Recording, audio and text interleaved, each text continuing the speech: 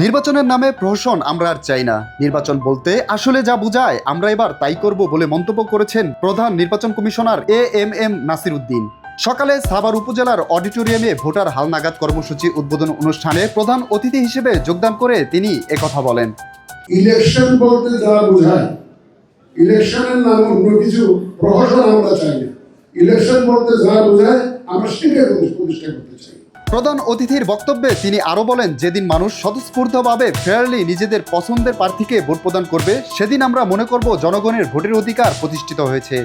যেদিন মানুষ ভোট দিতে পারবে নির্বিঘ্নে, বিনা দ্বিধায়, freely, fairly, without any intimidation, ভয় বিধিহীনভাবে নিজের পছন্দের প্রার্থীকে যেদিন ভোট দিতে পারবে, সেদিন আমরা মনে করি যে ভোটের অধিকার প্রতিষ্ঠা হবে।